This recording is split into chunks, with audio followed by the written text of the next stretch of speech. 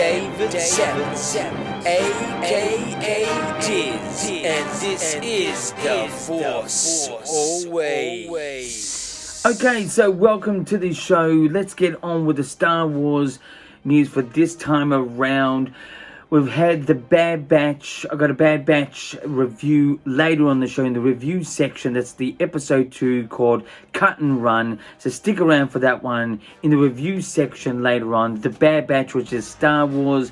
It's a Clone Wars sort of thing. It's on Disney Plus. It's out now. 2 episodes have been dropped on Disney Plus. But anyway, so which is part of the news. The Bad Batch is continuing, and it is officially on Fridays, not Tuesdays. It started off to be Tuesday because that was May the 4th. May the 4th be with you. My goodness. Woo! Anyway, so really, it's going to be every Friday. Depends what part of the world you are in. But for us here in Melbourne, Australia, it will drop between 6 and 7 p.m. on a Friday night. Sounds pretty cool for the compared to the rest of the world who get it at midnight and things like that. But still, it's a little bit hard to maneuver around that social sort of thing, or getting home late from work or whatever. But that is the time for the Bad Batch weekly. How long it's going to go for, unsure at this stage. How many seasons, unsure at this stage. But it's on. 2 episodes have been dropped. Anyway, so to more news.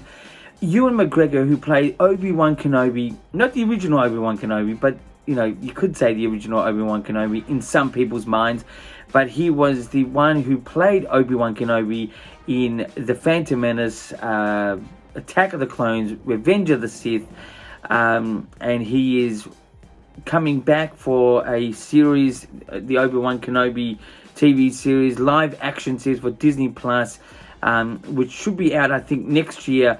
But he was on Jimmy Kimmel in this last week, sort of teasing from the set, just sort of a bit of fun sort of conversation, to be honest.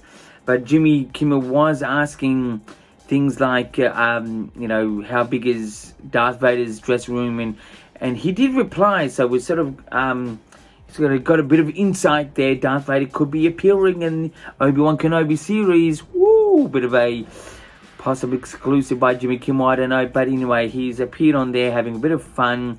It's being filmed on the similar type of set like The Mandalorian was, with a big surround, big TV screen type of thing, technology, rather than green screen, which he was used to. That was Ewan McGregor, who played Obi-Wan Kenobi in the prequel era, which was what the films I mentioned before, but this time with a new technology.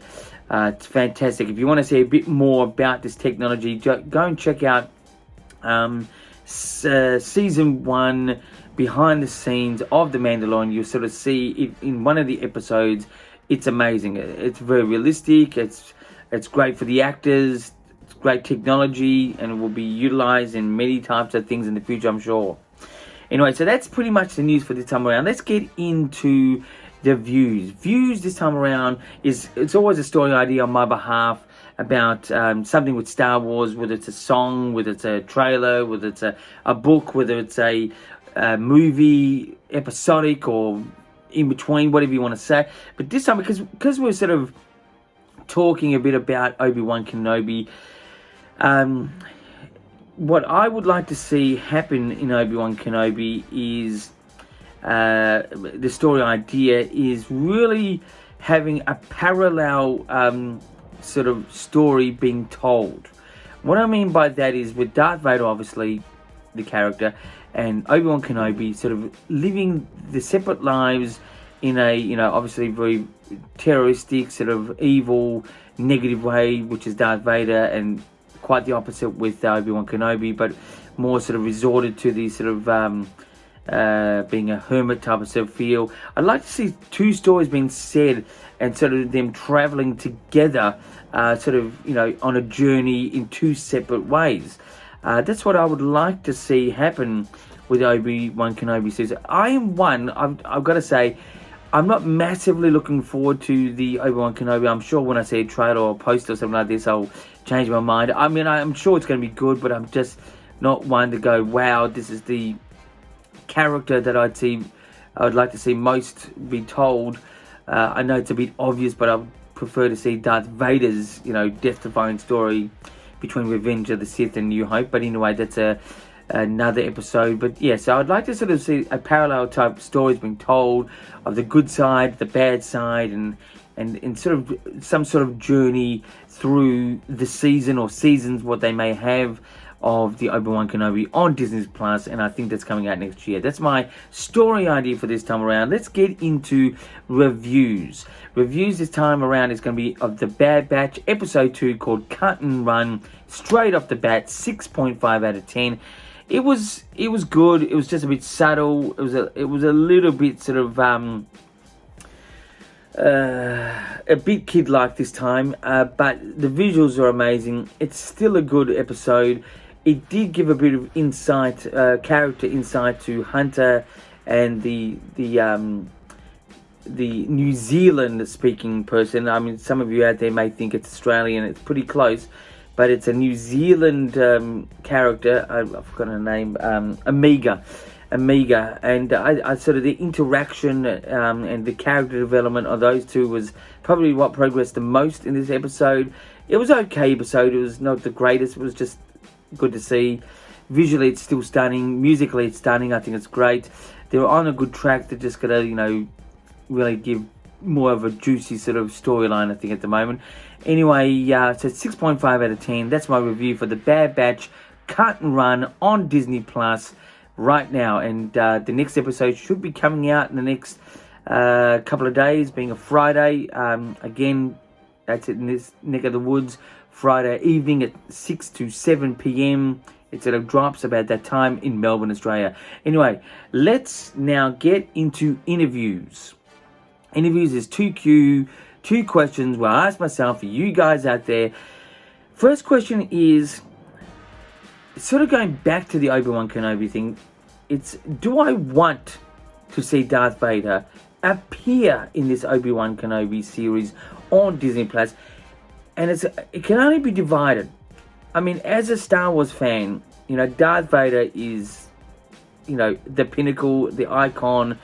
It's, we want to see more of this crazed, unfortunate life of Darth Vader, in whatever respect, and just visually it's stunning. I want in my gut feeling to see this, but I think it would be also a bit of a mistake, because Darth Vader would then be the co-character, or the co to Obi-Wan Kenobi, and Darth Vader has so much weight to him as the character. It should be the Darth Vader sort of show that he should be appearing in, but I think it would be that there would make it a bit sort of unusual. But I do want to see him. I do want it to be told in a way that it's just not.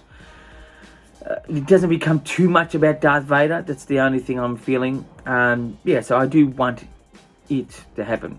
My second question, which is sort of connecting to my first question, do we need to see Darth Vader in the ObiWan Kenobi series coming to Disney Plus?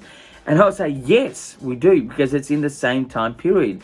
We do need to see him. But how they choose to show him in his story, what's happening, when, how, why, what, whatever, is going to be very crucially important in not overdoing it. We do need to see him. He is around, but obviously not on Tatooine. But, so that's pretty straightforward. Do we need to see Darth Vader in the ObiWan Kenobi series? And I'll say yes. But be careful in how you portray his character, not being too up front and center to the audience. That's in my opinion. Anyway, so that's my 2Q interview questions for this time around. You can get me here on a weekly basis. I have the news, views, reviews, interviews, Star Wars weekly. Contact me via the YouTube channel that you are on, or the Instagram, or the possible Twitter account. Message me with an opinion, or maybe some questions or any comments, whatever you like to have. But until next time, my friends, keep rocking. The Force always.